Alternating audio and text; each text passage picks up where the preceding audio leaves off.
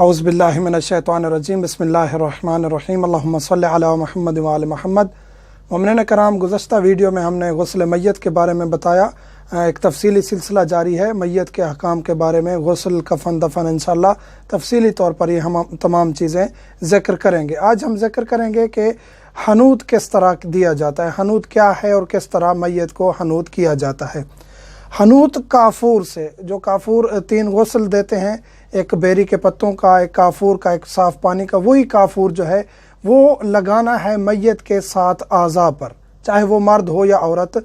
ये इसको हनूत कहते हैं और ये वाजिब है। ये मैयत को गुस्ल देने के बाद ये हनूत करना वाजिब है कफन से पहले। अगर याद नहीं रहा या ताख़ीर हो गई है तो कफन के साथ भी हनूत कर सकते हैं। गुस्ल के बाद मैयत का हनूत करना ज़रूरी है, यानी काफूर के साथ उसके 7 आज़ा पर काफूर मलना ज़रूरी है। हनूत काफूर से करेंगे 7 आज़ा पर। 7 आज़ा कौन से हैं? पेशानी, 2 हथेलियाँ, घुटने और पाँव के अंगूठे। ये जो 7 आज़ा हम सजदे में टिकाते हैं, इन पर हनूत करना वाजिब है। वाजिब इन 7 आज़ा पर है। बाकी कुछ मुस्तहब भी है कि तमाम जोड़ों पर लगाया जाए, इसी तरह कुछ मुस्तहब भी है, लेकिन वाजिब ये 7 आज़ा हैं। थोड़ा सा भी लगा दें काफ़ी है। हनूत में काफूर थोड़ा सा भी पेशानी और ये तमाम आज़ा पर थोड़ा सा भी लगा दें, पता लगे कि काफूर लगा हुआ है तो भी काफ़ी है। मकरूह है कि काफूर मैयत के मुंह, नाक या कान के अंदर डाला जाए। कान, मुंह या नाक के अंदर नहीं डालना चाहिए, मकरूह है।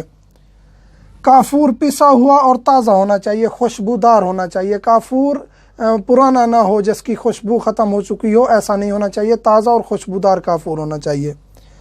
काफूर के अलावा किसी दूसरी खुशबू को इस्तेमाल नहीं कर सकते मैयत पर।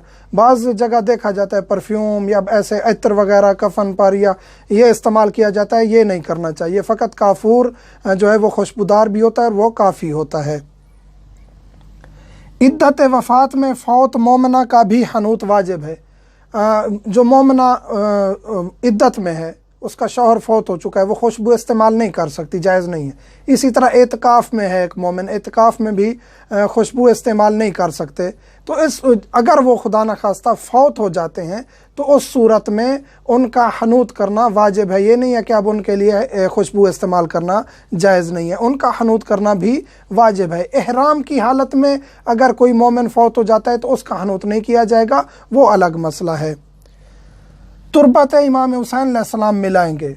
बेहतर ये है, मुस्तहब ये है कि खाके शिफा काफूर में मिलाकर फिर इसके साथ हनूत किया जाए। ये ज़्यादा सवाब का बायस है, मुस्तहब है कि खाके शिफा को काफूर में मिला दें और उसके बाद इसका इस्तेमाल करें। आज़ाए सबआ पर वाजिब है, 7 आज़ा पर काफूर लगाना वाजिब है। इस तरह बाकी जो जोड़ हैं मैयत के, उस पर लगाना मुस्तहब है। ये हैं हनूत के मसाइल। इंशाअल्लाह अगली वीडियो में हम बताएंगे कि कफन किस तरह दिया जाता है मोमिन को। ये जो मसाइल हैं मर्द और औरत के लिए, फिर भी हम जिक्र कर दें कि अगर ख़ास कहीं औरत का मसला मुख्तलिफ हुआ, ज़रूरी ताकीदी हुआ, तो जिक्र करेंगे कि ये औरत के लिए अलग है। वैसे बाकी आमाल और चीज़ें मुश्तरक होती हैं मर्द और ख़ातून के लिए। मोमिन से मुल्तमस हूँ, मुझे, मेरे बच्चों को और वालिदैन को दुआओं में याद रखा करें। अल्हम्दुलिल्लाहि रब्बिल आलमीन।